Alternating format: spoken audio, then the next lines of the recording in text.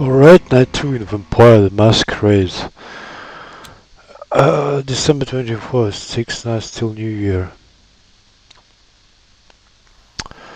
Drake's Heaven.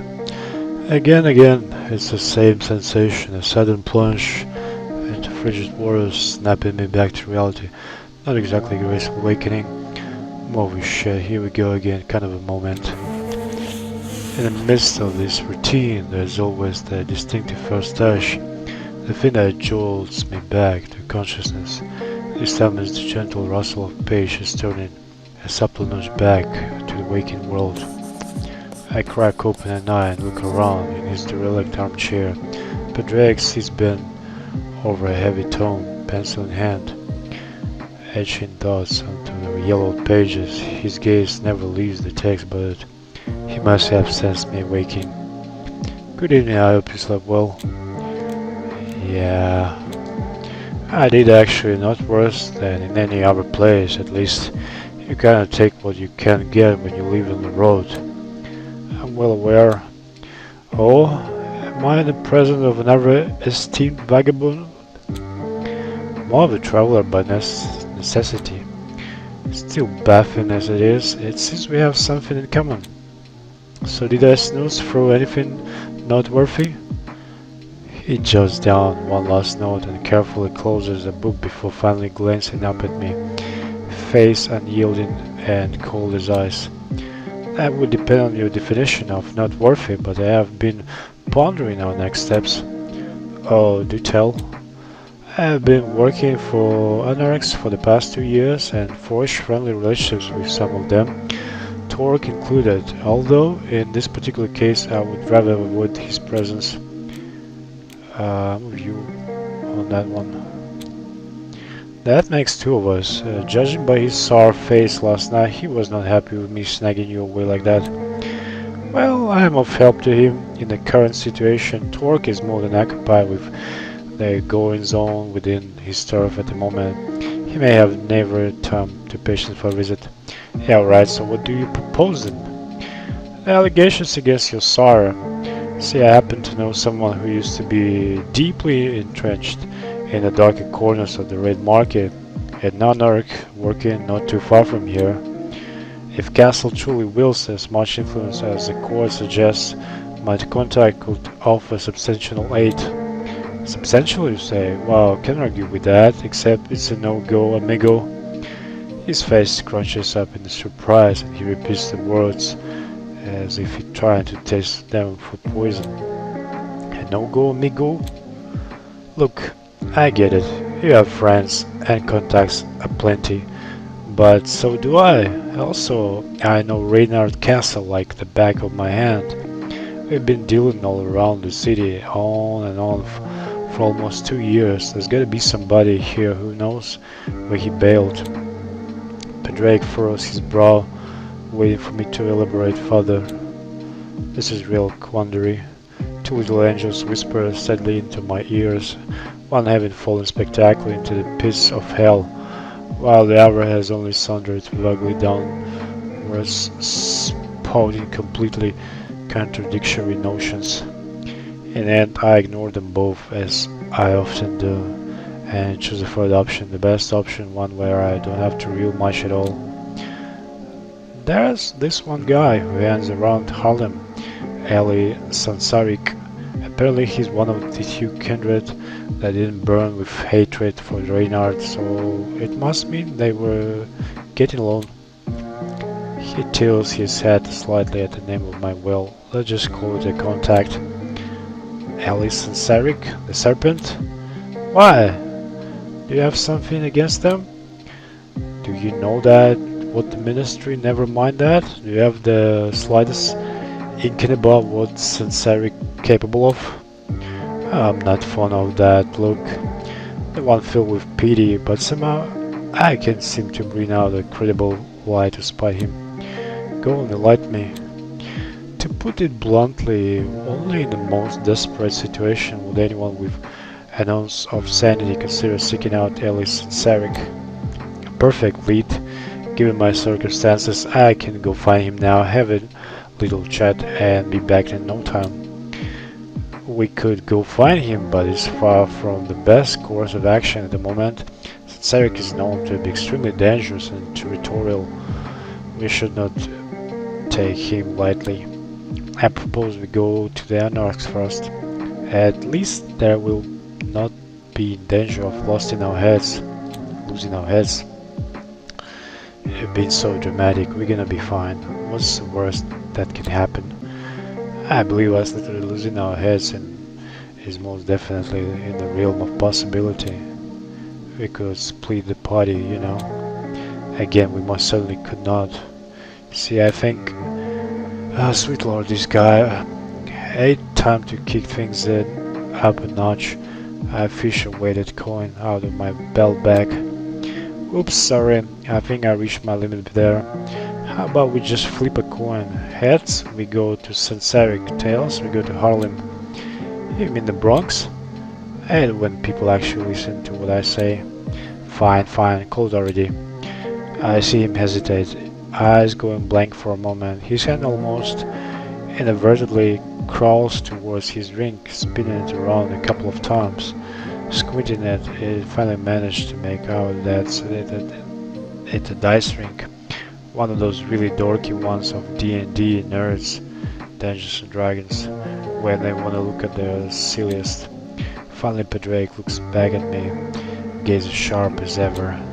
Alright, but you call it. Suit yourself, buddy. It's your funeral. Toss for Tails. Tails. I lower my head to hide a little smile. The weighted coin glimmers in the warm light of the floor lamp as it soars through in the air, spinning quicker than the wheel of fate.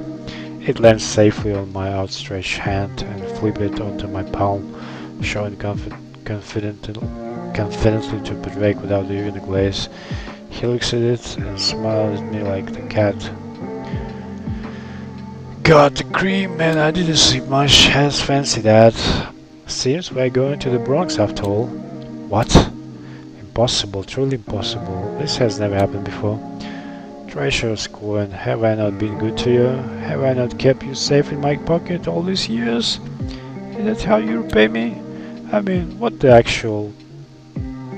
What is he? Did David Blaine finally freeze to death and turn into the slanky trickster? How did he? Best two out of three. Come on, we can take my car. Well, shit, that's one battle lost. Yeah, your car. Wait, you mean that black rattle trap out front? That's a perfectly serviceable vehicle, whose minuscule size allow for a... You know what, how about we just go and you can enjoy your minuscule vehicle in silence. So we're going to Bronx. Ace for Anarchy. Stupid coin, gotta take the eye. I guess not my ideal move, but taking it all with the KD might get some answers. Plus, having seen torque reactions at Elysium, those Anarchs might have soft spot for Padraig and share more than them would I if I asked them myself. The Bronx. Padraig's car is indeed a perfectly serviceable vehicle, and that's literally all I'm allowed to say. I'm having a blast, shuffling through all the ancient cassette tapes he's collected, judging his taste in music out loud. Another Bohemian Rhapsody, seriously? I thought I only had one of them. Terrific! He says it with the straightest of faces, and I can't help but burst into laughter. God forbid you get with the time, but how about legit car radio? You know how to update the list? Says the one sporting a Walkman on her belt. Touche, I guess. See, I do have a soft spot for a queen. It never gets old. Just saying, you're missing out on a whole lot if you ignore stuff from the 21st century. The music scene has booming. Never heard of K-pop? Yeah, giving up some serious Sasayan energy, my guy. He eyes me with sudden interest. Do you think any of them have released cassette tapes? Aside from our contrasting views on modernity, our little journey proceeds smoothly, too smoothly in fact. A violent itch grows within me to tease, scratch, prod, and I can't help but give in. So what's up, Drake? You say you've been in New York for 2 years now. That sounds about right. And how's it been going for you? Do you like it here? I do. What's up with all these questions? Killing time mostly. We can play I Spy instead if you prefer. I'd rather not. Okay, how did you end up with Anarchs? Would you believe me if I said that was an accident? Maybe. What kind of accident? I landed in New York about 2 years ago, shortly after I managed to save a handful of kindred, mostly of anarch variety, although I do believe there was some Camarilla in the mix. It taught me what I would call tentative trust from Torque, and not much else, as you might have assessed back in Elysium. Whoa, how noble. So, how did you go from kindred hero to Camarilla's gopher? There's a pause, as if he's genuinely considering the trajectory of his own life. I have a knack for playing peacemaker apparently, and while Thor considers it an asset, the Camarilla thinks it is a chink in his armor. Compromise isn't really in their vocabulary, you know. Oh, I definitely do know, but if you saved some Camarilla kindred as well, why not start with them and curry some more favor? The fat cast of New York, right? I'm Katie Callie. My kind is not exactly welcome around Ivory Tower. A rare feeling of guilt washes over me, ever though there is no bitterness in his voice. After a brief uncomfortable silence, I abruptly changed the subject and lead the conversation to a slightly different track. Any other majors played in the city? So we have the Camarilla and the Anarchs. That's pretty much standard fare. Anybody else to keep an eye out for? No. His response is so swift, it borders on phony, but his face remains impassive as always. Right, how about cool stories about the Anarchs? You seem to get with them the most. He hesitates briefly, his hands, while placed firmly on the steering wheel, meet in the middle as his fingers start nervously fiddling with the dice rink. Deep down, the logical part of me knows I should back off, but the readily available part, the one right beneath my cold, dead skin, lurches at this opportunity to sneak straight into the vault of secrets. Come on, I'm dying of boredom here. You must have some wild tales to tell, something not found in your pile of books. Fidgeting with the ring stops, his hands return the perfectly sensible line, free on the wheel. No wild tales, really. I mostly just talk to people. Riveting? What kind of people? Thin bloods. For the most part, I was particularly interested in one called Sena, but mentioning her tends to shut conversations down, probably because she met her final death 4 years back, at the hands of the sheriff, no less. Kadir? Wow, she must have really stirred the pot. Well, she did go on mortal killing spree, but I'm not one to judge whether or not the punishment fit the crime. What? Wait, she just straight up murdered a bunch of mortals? Why? Thin bloods usually just sort of file low, better for their health in general. He hesitates again. Why so secretive about thin blood going rogue? She claims she was acting under orders from Kane, urging her to kill. My brow shoots up, waiting for him to continue. He allegedly told Sena the end of the world is nigh, and somehow that devolved into a killing spree. And she never questioned why the creator of our whole species would specifically choose her. Just straight up went on a rampage. For some reason, this is a perfectly innocent remark, really gets on his nerves. Look, I'm just telling you what I've heard. I never met Sena myself. I just found her condition fascinating. Hey, no need to get worked up. I glanced at your research notes. I know you're really into the inner voices stuff. I'm not judging, it just... We can end this conversation anytime you want, really.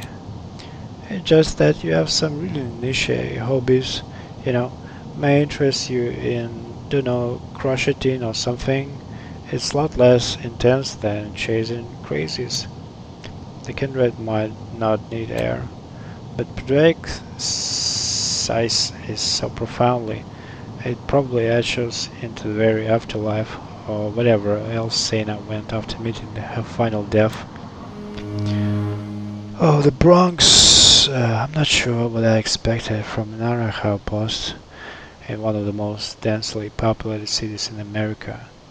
Maybe a sewer hideaway sitting right next to the local rats, maybe a few Prohibition-era cellars linked by a web of secret corridors, maybe even a chaotic squat in a dilapidated brownstone. But a grimy auto repair shop with a bold red sign probably declaring its Meto's place. That definitely wasn't on my list. Is it about your car? Now I know I'm not supposed to talk about your perfectly serviceable car anymore, but is this really the right time for your early inspection? Ouch, the silent treatment. But Drake parks carefully, checking the side mirrors to see if he's aligned perfectly with the curb. Finally, with satisfied nod, he turns the engine off. Let's go. And he gets out of the car just like that. I follow, of course, not because he told me to, but, well, heading solo in a car at night gets real boring real fast. Here with the Queen D-do-dang in the background. Mato, are you here? I fully expect company, but I still flinch when a huge Bella Kindred steps out from the shadows, quieter than a mouse. She's grime-covered arms and all set to give Padraig a beer hug. But he stops himself at the very last moment, either from the plain common sense or because I'm there. Hey Paddy, looking my good man.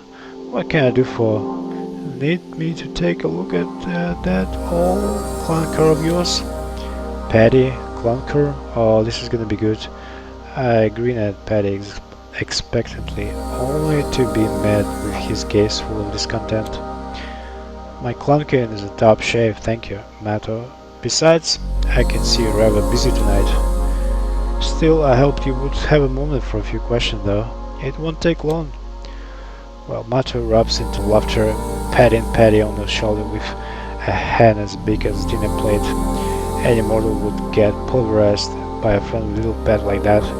The gentle giant is truly something else. Anything for you, my man. And speaking of, who's this you brought? Mother's gaze cuts right for me. His hawkish eyes surprisingly cool and sharp despite his rugged exterior. A split second passes before I realize he's sizing me up and that I'm coming up short. Maddo probably wouldn't spare me a second glance if it weren't for Drake. Mato, meet Kelly. She's got in a bit of a situation with the Abbey Tower. You see?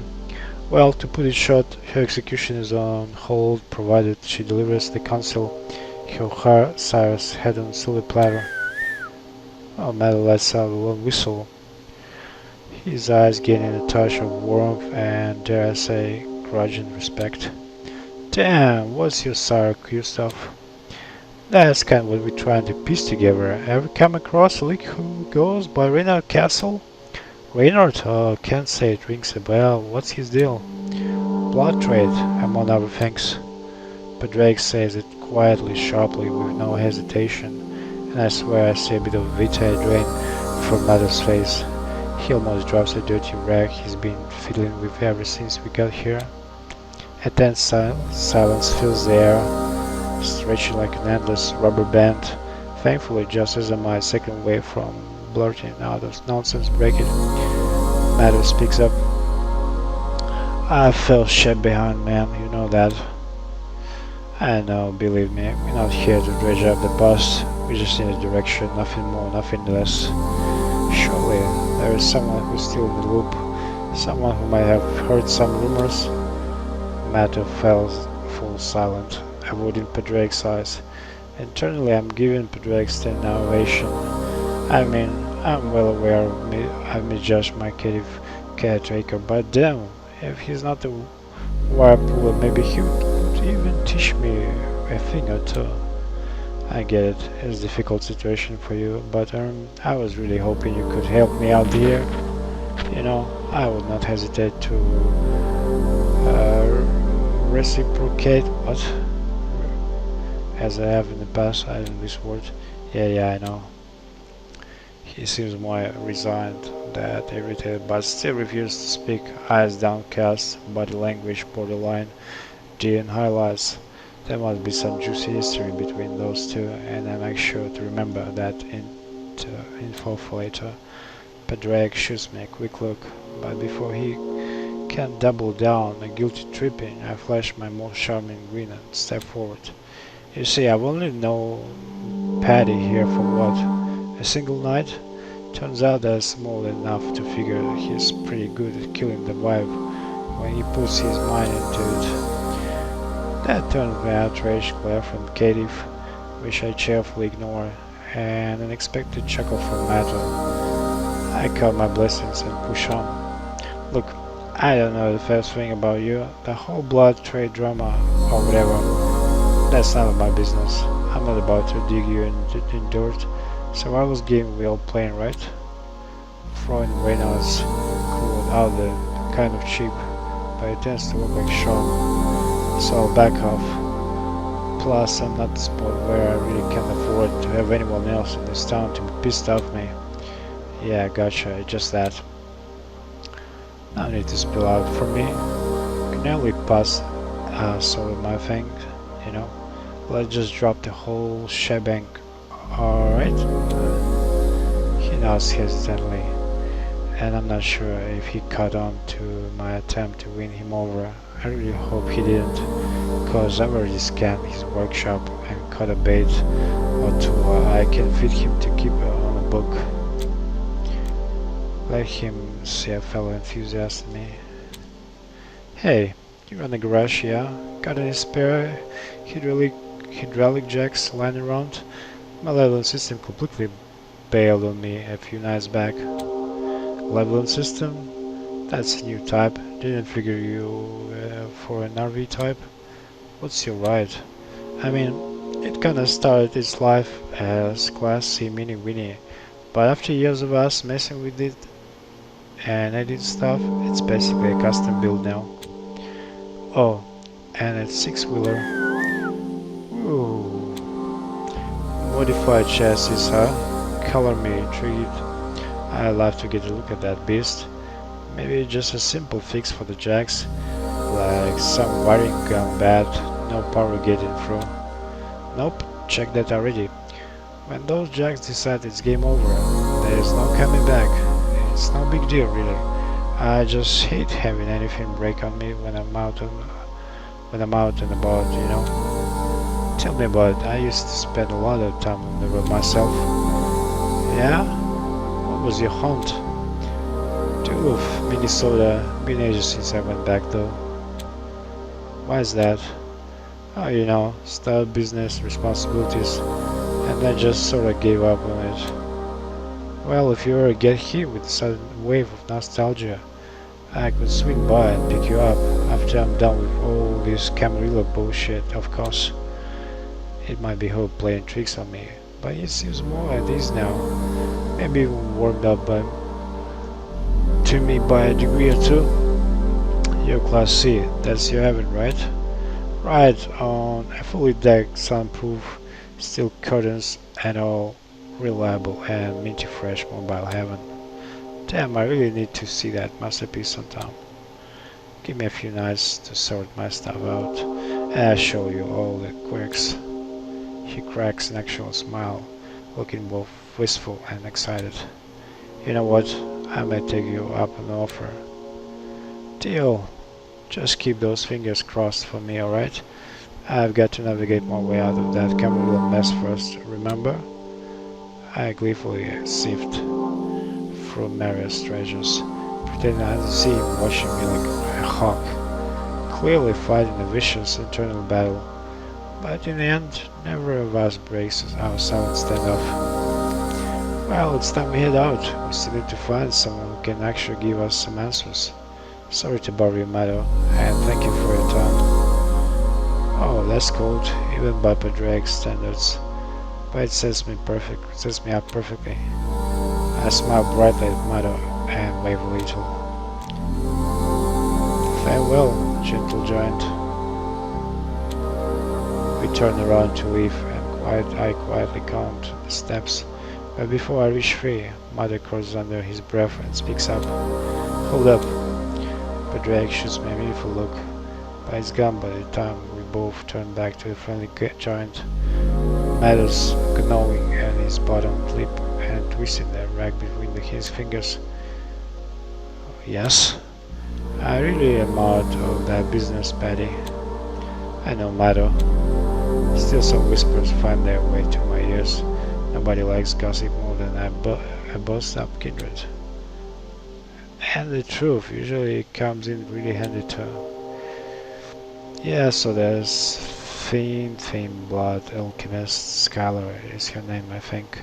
Hands around the sun is a lot. Sun is? A part of the sun. It's a local anarch dive. Yeah, exactly. Sunny's. If anybody knows anything about the blood trade, it's her. She's the only albino around too. So you won't mistake her for none? Thank you, Meadow. That is all we need. I owe you big time. Who knows? You might have saved my skin there. Don't mention it. Still, we should get going. Take care. Not so fast, Runt. Who's that? Most of the kindred we see and they love for lurking. Or is it me who's losing edge? Oh, Miss Sorrento, what a pleasure. The air crackles with their mutual glares. But Drake's stoic. Hers leave it. Madam waves at her awkwardly, to which she responds with a curt nod. Me, I might as well be invisible to her. Torek needs you, now. Why? I came here to tell you, not to debate you, Kitty. Figure it out on your own. Well, Drake tries to hide his frustration, but his jaw is set and his shoulders tight. Fine, let's move in, Callie. I think you heard me right. Torque summoned you. You're ravenous. Pup is not invited. She turns on her heel and walking off into the night. The cluttered car shop suddenly feels a touch more welcoming, as if straight broke through after a storm. Matter gives Padraig another one of those awkward shoulder pats, but it does have a relaxing effect on him, or at least it stops him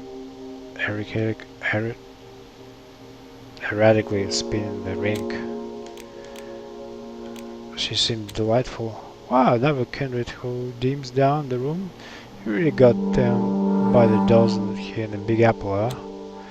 Yeah, she's kinda definitely one of them. Name's Mia, Torque Enforcer. Saw a big fish around here. Bigger than Torque sometimes. Easy, Patty, you wouldn't want her catching. We know that. Padraig clears his throat as usually his immortal manner. Right, I believe that is your cue to go. Thanks again, madam. Don't mention it. And you're welcome back anytime, both of you. You got it. Later. Padraig gnashes his teeth so loudly that I can hear it a good 5 feet away. He's spinning his drink in such a violent, erratic manner that for a brief, bizarre moment I think he's gonna rip his finger off. So I make a brilliant, as always, decision to lighten the mood. So Maida's super cool. Not gonna lie, I don't think I've met a kindred as charming and likable as Maida. What's his deal? Where's he hiding his bodies? From what I gather, his skeletons are buried deep in the past. Mata used to be quite the skilled thaumaturge once, delving into the dark arts, albeit reluctantly. His art can be quite intense. And they all right. I'm happy to report that my efforts seem to have worked, or at least Padraig straightens up and puts his hands in the pockets instead of maiming them with the twisted wink. Still, who knows what his little claws are doing to the lining of his coat. So what's the plan now? Have to go to see Torque. Yeah, I gathered. Masquerade enforced lady made it clear I was invited to the party. You'll just have to wait in the car then. Look, as much as I consider you perfectly serviceable car to be excellent company, we both know I can just sit around doing nothing. Then I'll ask someone to keep an eye on you. It should not take long. Bullshit. You and your endless debates. I'll be all angry before you come back, and that's not even an option anymore. Seriously, add little torque, and I'll head over to Sunny's to look for that Skylar girl. That's not happening. Oh, come on. I've been very model to of temperance tonight. We only been awake for mere hours. Splitting hairs, I'm heading to Sunny to wish you all there. Scouts honor. He's 6 size. Man, so tired. Rubbing tightly in his eyes.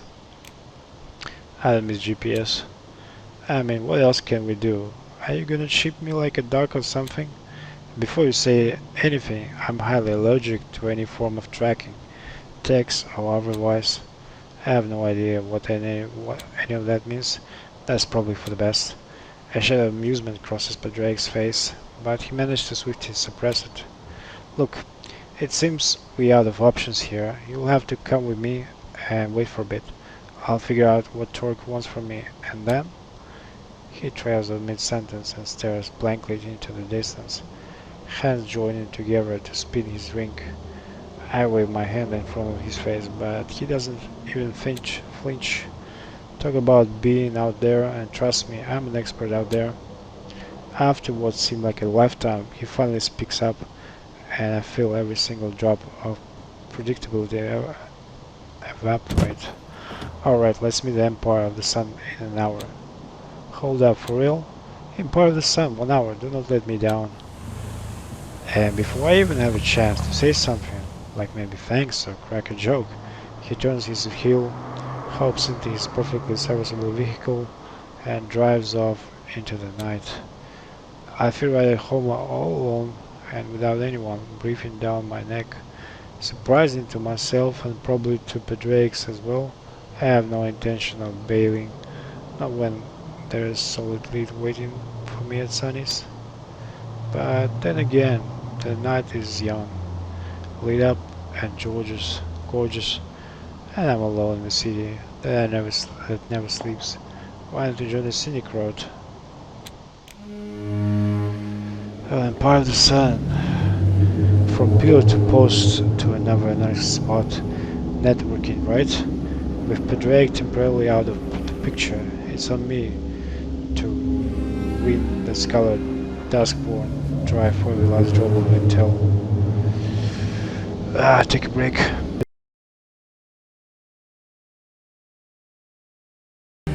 Alright. I took a nap. The area outside and part of the sun is pretty sparse, both with mortals and my fellow kindred, so chilling out front isn't a big deal. I blend in perfectly, all lamped up for whatever is going down tonight. Still old habits die hard, so I take a sec to study, very carefully, taking it in a way my con-artist sensibilities demand. First off, it's mostly tame out here. The only dude catching my eye is the total nutjob parked by the door, screaming about doomsday while rocking that cooked-up Al Pacino look. He's got that wild vibe, complete with drool and insanity in his eyes. Hicks. And if I was still in the grifter game, I wouldn't bother with him. Lunatics like there are some more trouble than they are worth, and usually broke to boot. I think there's a front of the dive, which looks, for lack of a better word, left. Despite the dodgy neon and graffiti that's actually kinda witty, the place radiates an inviting warmth. A place with a soul. Still, the Empire of the Sun sign with 2 script next to it is so on the nose it can help chuckling on the side. People clearly have fun at Sunny's and treat it as a fair place, a place they can return to again and again and never feel unwelcome. But I'm wasting precious time just standing out here. Gotta find Skylar before Petty comes back and gives me that look. I head for the entrance. Door is decked out with all sorts of funny stickers, but before I can even touch the handle, the crazy guy grabs me with unexpected speed for someone so curled up. I shake him off easily and give him my best back off glare. He does nothing. He's in his own world. Unhinged ghoul. Oh, it's coming. The reckoning is upon us. The signs. Hey, back off, will ya? Look up, damn you. It's Death dressed in rays of light. It's watching. The day star is waiting to cleanse us in fire. As I walk past the guy, his words echo in my head and rattle between the crevices of my brain, stirring lone dormant fears. Can you see it, the day star? It's the end of it all. And the sun is acting all cool and collected as if none of that crazy shit fazed me. The interior looks exactly the way I expected. A kaleidoscope of stickers, murals, lights and banners covering pretty much every available surface, interspersed with well-worn seating, musical instruments and plenty of space for dancing. To say that I've seen it hundreds of times before in dozens of cities doesn't quite capture the whole picture, but I gotta say, feel like home. Sporting Skylar is easy with her head full of bleached dreadlocks. Besides, the bar is practically empty. Maybe all the kindred have gone to ring in holiday season, who knows. She's hunched over a table, completely focused on scribbling something in a notebook. She doesn't notice me as I approach, so I get a sneak peek at one of the pages and discover some gorgeous, intricate designs for, I assume, geometric tattoos. Nice drawings.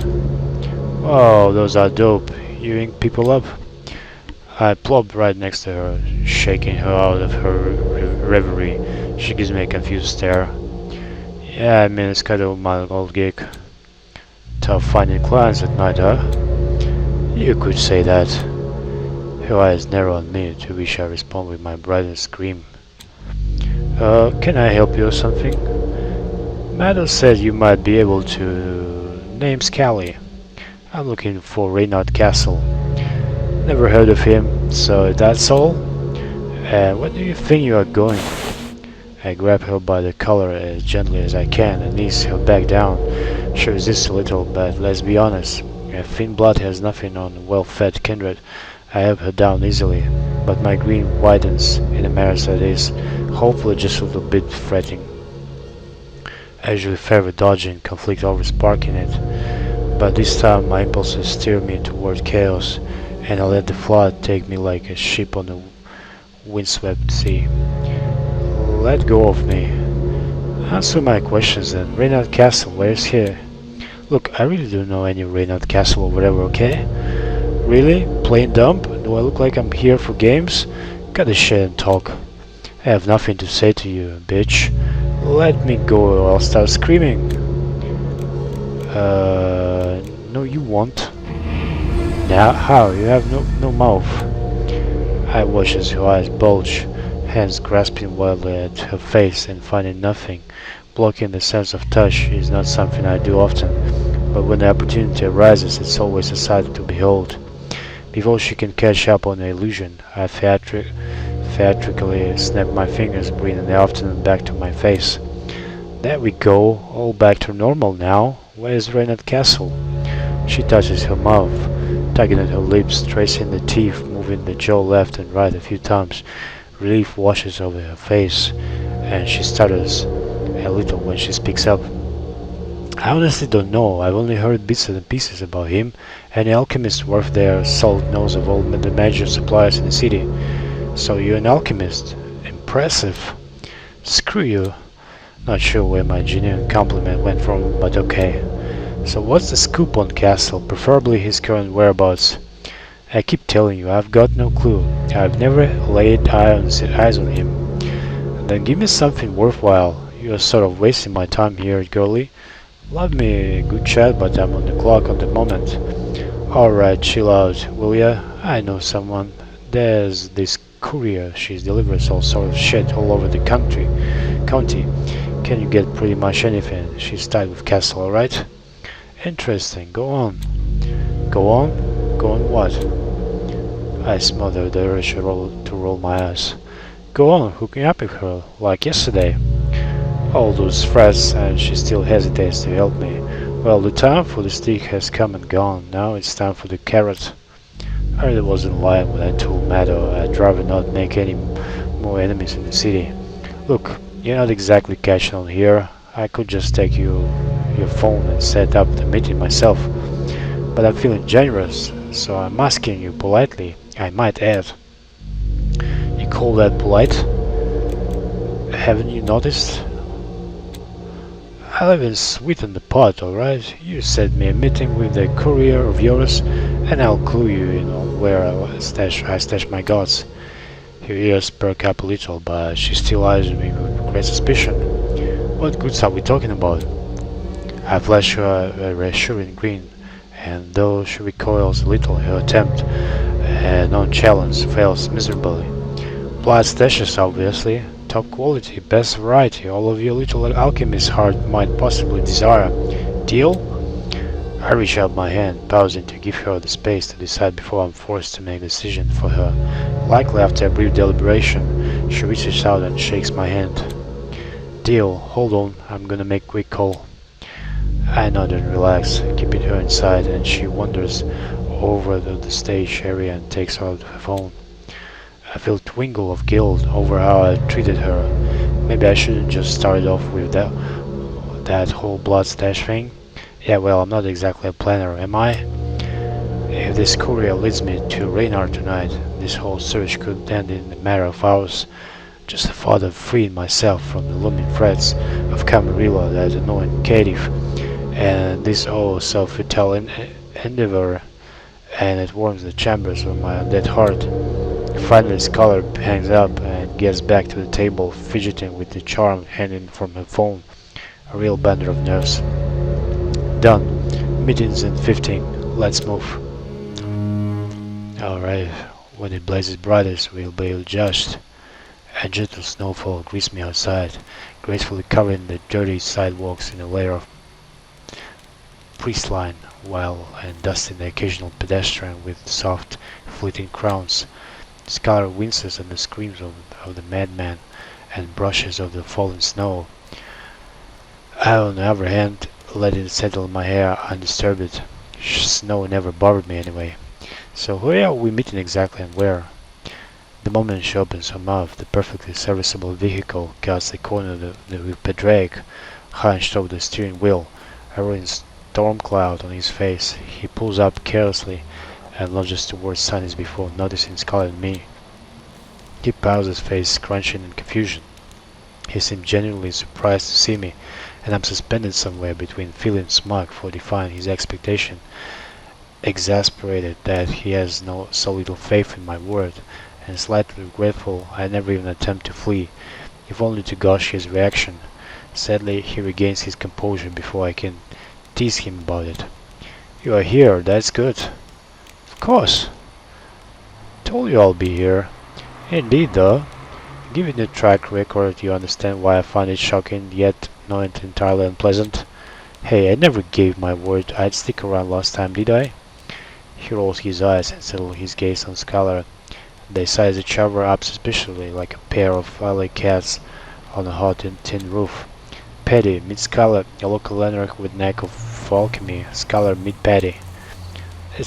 It's Padraig, actually. Pleased to meet you, Scholar. Yeah, right, you super formal goof. Scholar nods at him curtly. I can see the apprehension in your eyes, so I step in, hoping to keep up our fragile truce. Don't stress too much, Padraig. Might be a bit uptight, but he's alright. He's just here to offer us a lift, that's all. I am? Yep. I see. Scholar's eye jumped between Padraig and me, but in the end, they seems to just give up on caution. Maybe the prospect of a right blood stash is keeping her on track. We need to get moving. The meeting place ain't far, but well, tonight couriers are known for the patience. Let's hustle. A night courier, huh? Interesting. Who is this particular courier exactly? She shrugs, making her way toward the catiff's right. Don't know, I only know her by the handle, and she always wears a helmet, so how, how mysterious. As long as she clued into Reynard's location, seems like my kinda gal too. Maybe I should start wearing something on my face, like a school mask. Scarlet mutters under her breath. A gag would be more fitting.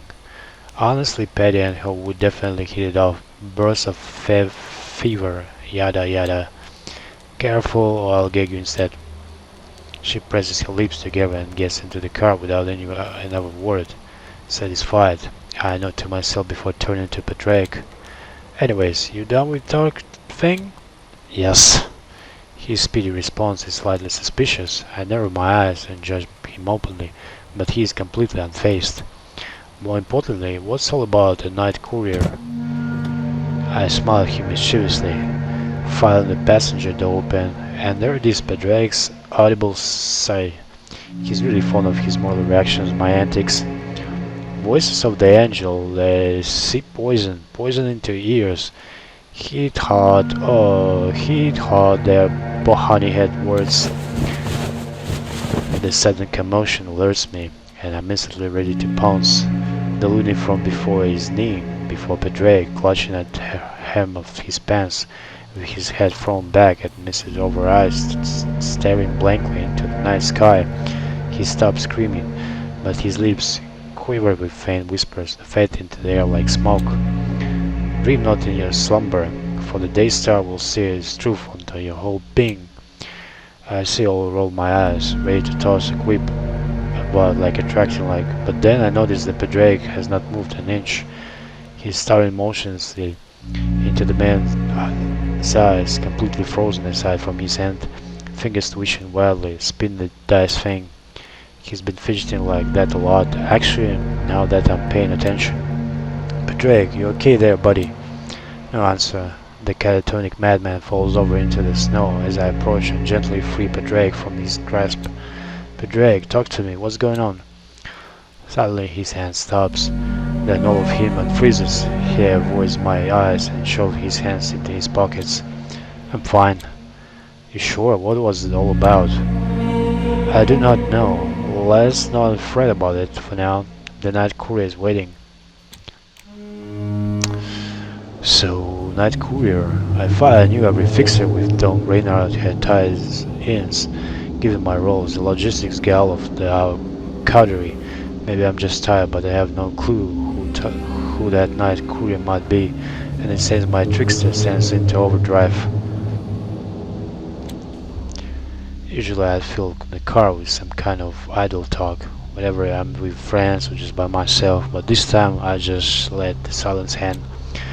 Neither Padraig nor Skylar seemed keen on chatting, not even with classic Queen tracks playing, so the Katie's perfectly serviceable car is almost uncomfortably quiet as we cruise throughout the night streets of New York City. I've got this strange sensation in my stomach, like I've eaten a chunk of ice.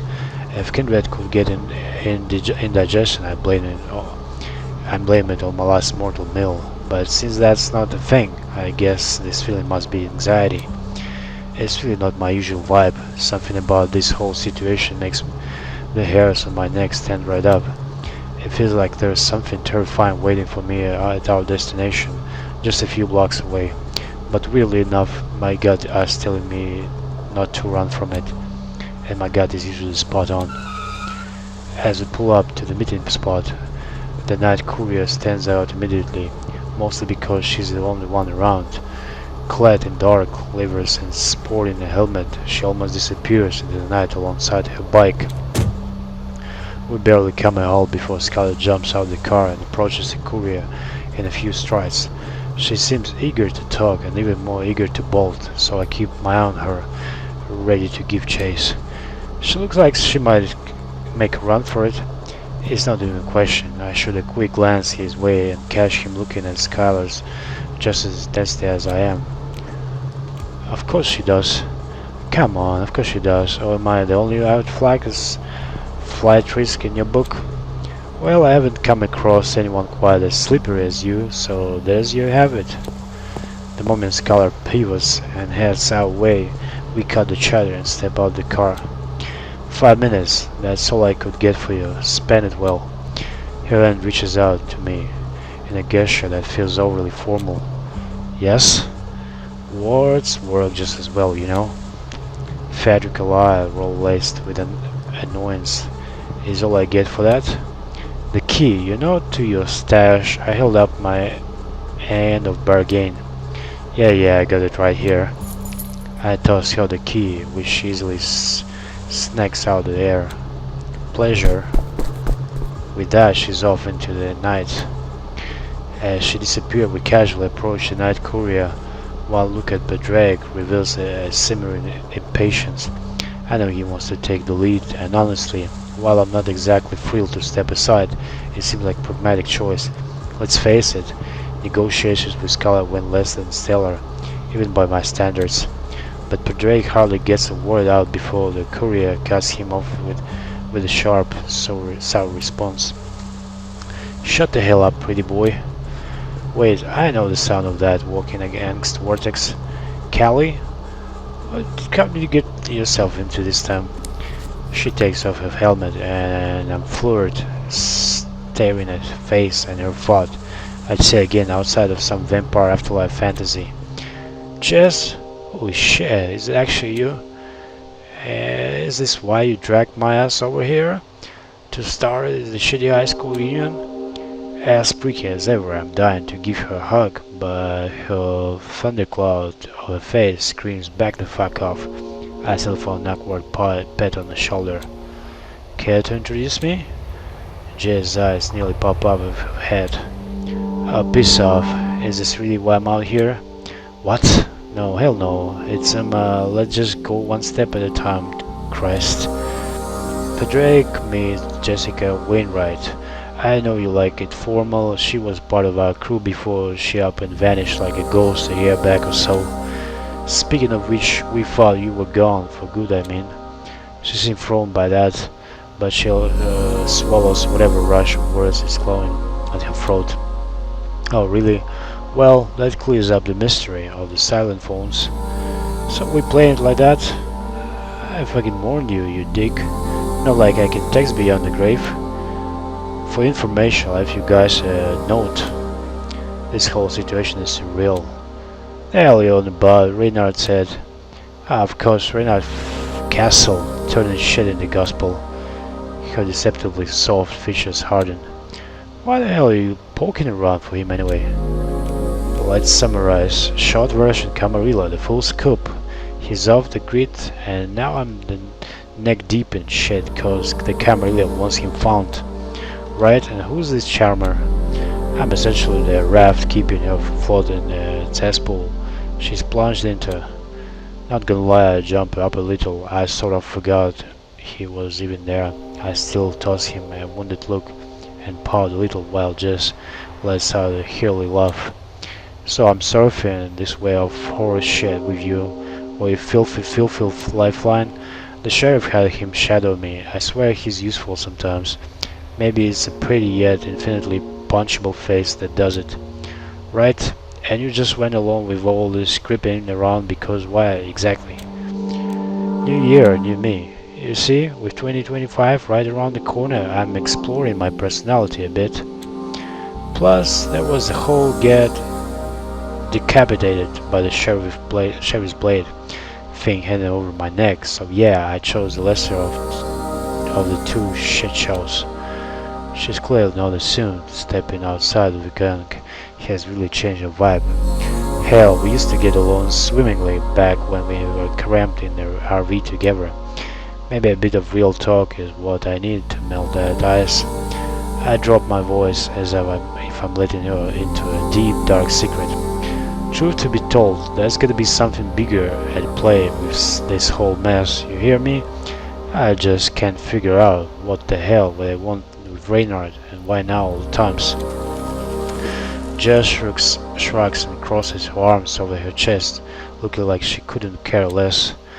What is wet, the sky is blue, and piss stinks, by which I mean underneath all that charm, Castle's been a two-faced lying sack of shit from day one. No wonder the whole ivory tower is on his tail.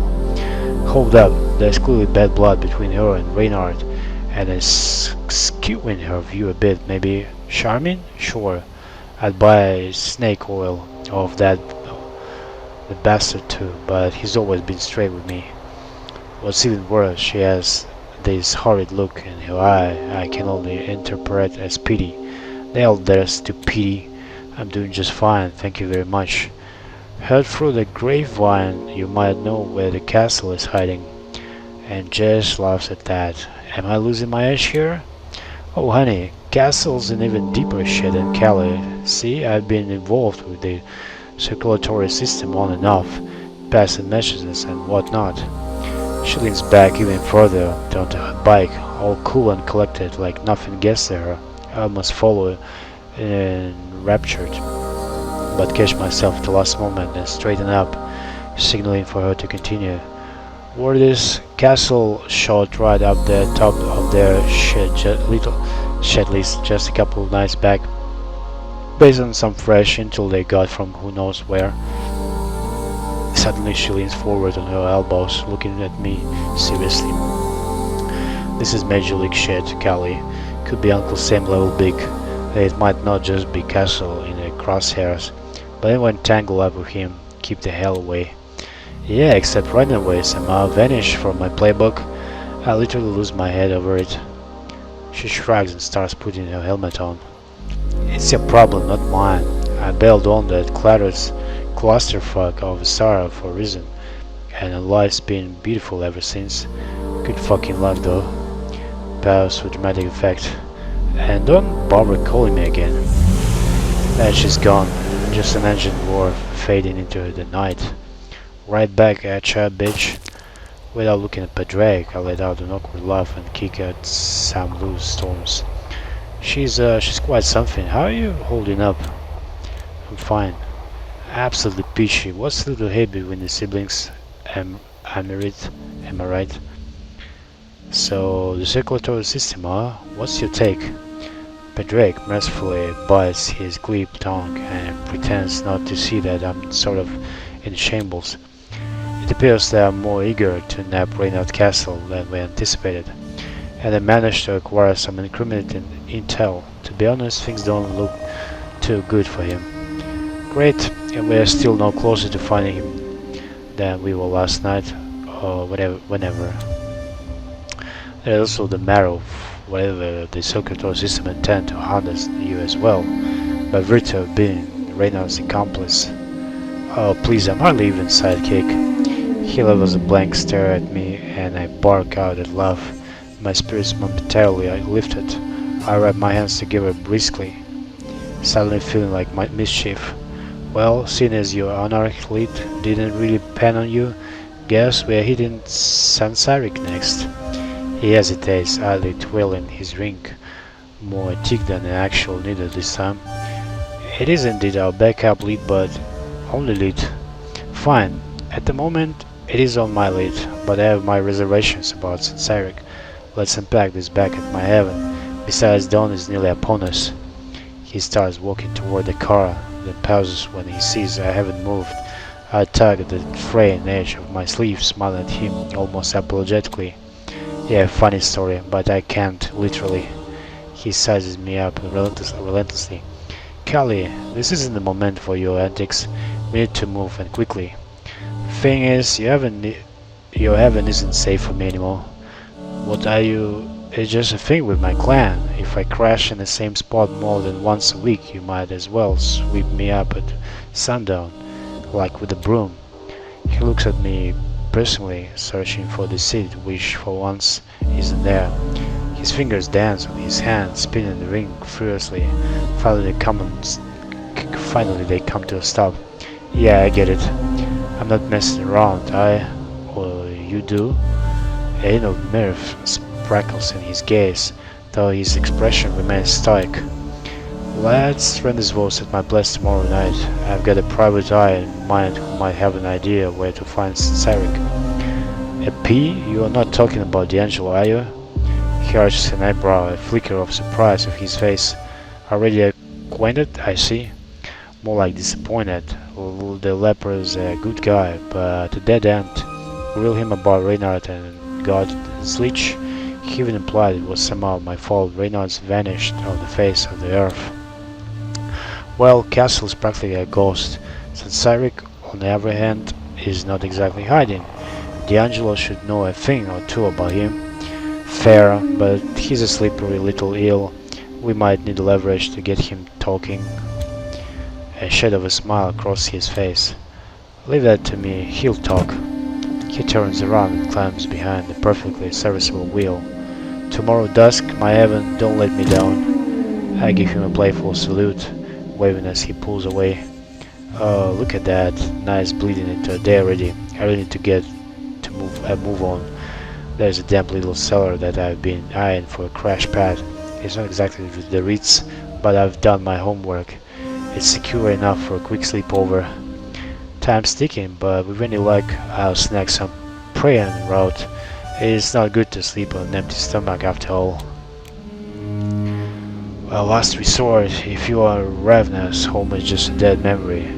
You've only got a bunch of hideouts, some better than average, each offering a day's worth of safety, and one of them is close by, just waiting for me to hunger down and collect my thoughts.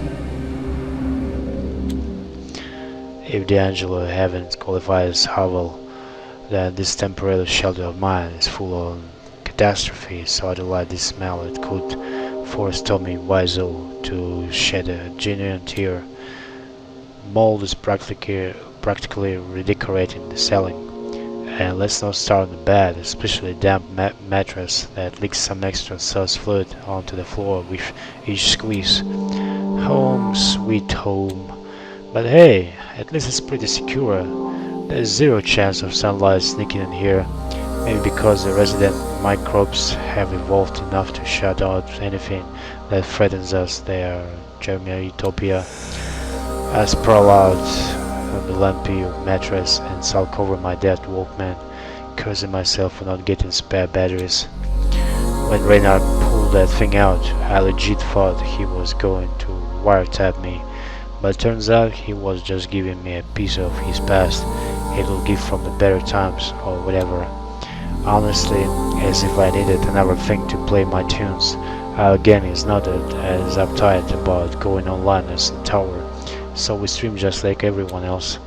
But I kind of got hooked, especially with a mountain of old cassettes crammed into our glove box. Digging through my belt in search of entertainment yields only the wooden stake that almost pierced my heart the night before. Shit, almost feel like another lifetime. But the stake sends my thoughts drifting to Padraig. I'm pretty conflicted, to be honest. Can I trust him? He seems to be on my side, caring even, but there's something off about him, something unsettling. I can't put my finger on it. It doesn't help that he changed the length of my leash for no rhyme or reason. His mood swings faster than the San Francisco weather. It's so annoying as how indispensable to my survival. Except for tonight, he was anything but still introduced me to Mado. My gut's screaming that he's gonna be a game changer for navigating the city, maybe even beyond. Skylar is not so much, and Jess, yeah, I'll hold off on poking at the sore spot for a bit longer, at least until after I shake off the dark sleep that's clawing at me, eager, suffocating, steadily pulling me into the abyss. Meanwhile, I would say I'd be more than considerate. Vidra's cruise ship. She responded with silence and that unnervingly calm, icy stare that could easily drive from one to the brink of madness. It's a weapon she's honed to perfection.